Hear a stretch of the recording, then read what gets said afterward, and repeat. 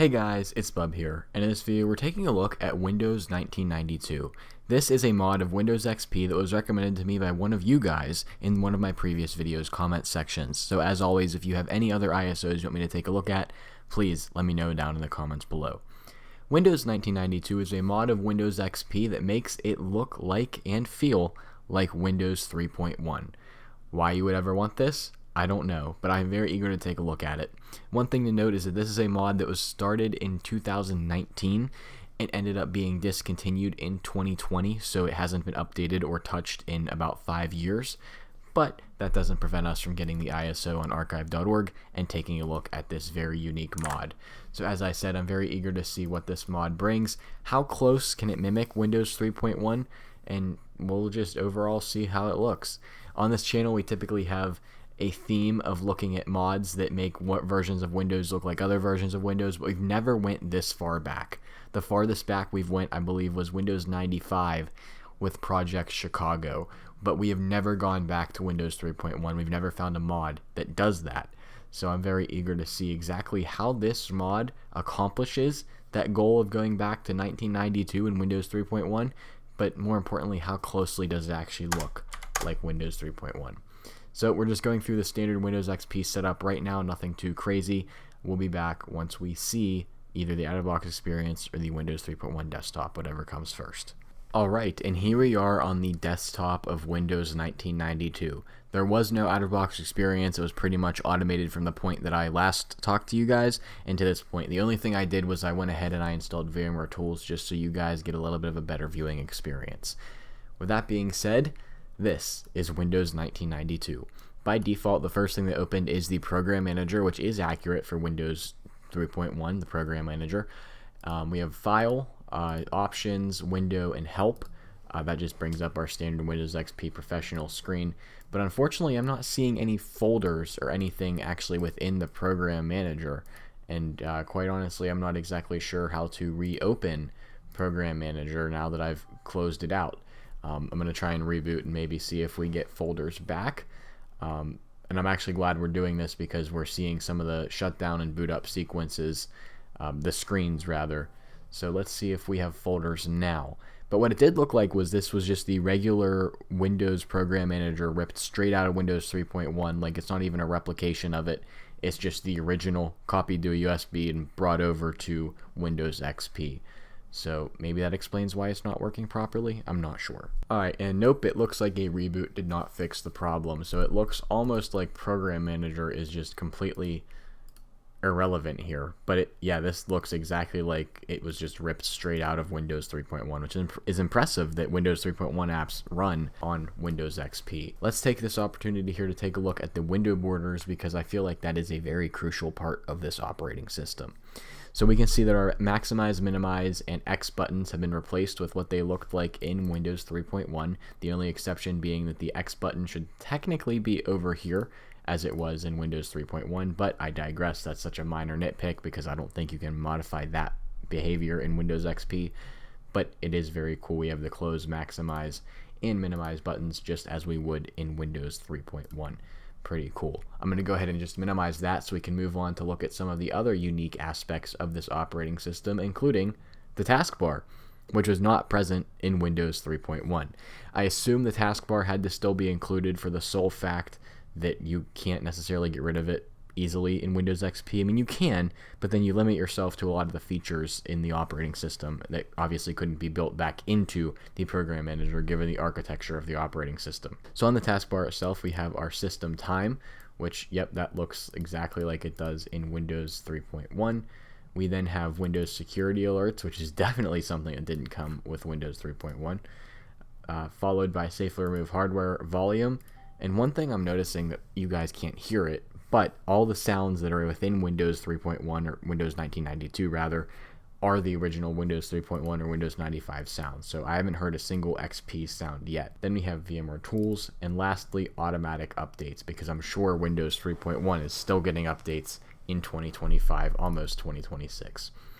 Let's move over to the start button, which looks a little different from what we're used to. It has the classic Windows 3.1 sort of banner there, or icon rather, but Start is all lowercase. When we click on Start, it's the classic version of the Windows XP home screen, or the Start menu, and we can see it says Windows XP Professional straight up the left side here, and then we have our programs.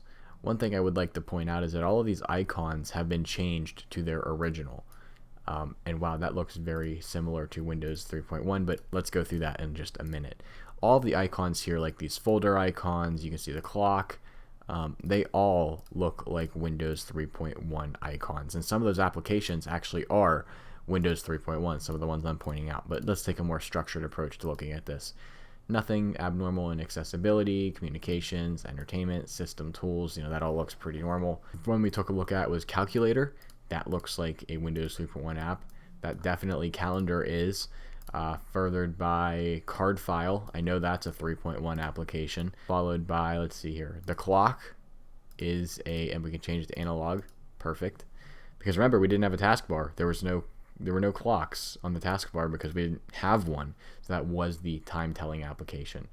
Followed by Command Prompt, which is the regular Windows XP command prompt. Nothing too strange there. Let's see what else we have here. Notepad looks like it's straight out of 3.1. Probably is. Next, the other one I saw was the Windows File Manager. Yep, and as far as I'm aware, you could still run this one specifically on Windows 11. I remember seeing videos of people doing crazy stuff like that. But yeah, this was File Explorer from back in the day. And that was really all of the major accessories I wanted to look at. Specifically, what is uMenu 16? I don't know what it is. Oh, wait. This is supposed to be like I'm not exactly sure what this is supposed to be. Maybe like a different sort of start menu. I'm not sure what the point of uMenu 16 is, but it is included. Didn't launch on startup, so I'm wondering exactly what that is. Moving down into games, we have some games that didn't come with Windows 3.1 and definitely didn't come with Windows XP. I mean, we can see we have Chips Challenge, Pinball was an XP game, Ski Free, and Tetris. Oh, wait, maybe these games, some of these did come with 3.1 or were offered in Windows, like as add-ons, because this looks like a Microsoft game. Yeah, 1990, Tetris, Windows version by Dave Edson. Pretty cool. I actually didn't know that was an option. Then we, of course, have my documents and my pictures themed to look like Windows 3.1. Then under settings, we have our control panel, which is obviously a lot of the Windows XP functionalities. Nothing, you can't really modify your settings that much. Search, help, and support, just traditional Windows XP Professional. Run, if we type in WinVer, we can see that, yep, Windows 1992, Windows XP mod made by Maddie MJD, so thank you to that developer for creating this OS. Pretty cool. And then we, of course, have log off, which takes us probably to the regular Windows XP login screen, except it has the customized has that customized logo. So no real Windows 3.1 looks there. Let's take a look here at our CPU utilization. So we'll go to performance. We can see typical Windows CPU utilization. I say that every week. 0% new ranges. And then we can see our physical memory usage right here. Furthermore, let's go ahead into our File Explorer or our Windows Explorer, and let's see if we can tell how much disk space this is using. Oh wow. So we have a 39.9 gig disk in VMware. We are only using 1.88 gigabytes of that disk, meaning we have 38.1 gigs free. I really wish that modern versions of Windows 11 were this small. Windows 11 ISOs alone are like 7 gigabytes today. And lastly, let's see what we can customize here. So we actually have quite a few different themes. We had 1992, which is the one that obviously we're running. But we have quite a few different ones, including black leather jacket, Arizona, hot dog stand, Windows XP, which is the regular Luna, Windows XP, Windows Classic, and then Windows Default. Obviously, you want to stick with 1992 because that is the one that makes this OS what it is today. As for desktop backgrounds, we can pick through a whole bunch of things. Not too much has changed here. I mean, we still have the classic Windows XP and the Bliss icons here. And then screensavers, nothing customized really. This is all the standard sort of Windows XP things that we'll see. Pretty cool.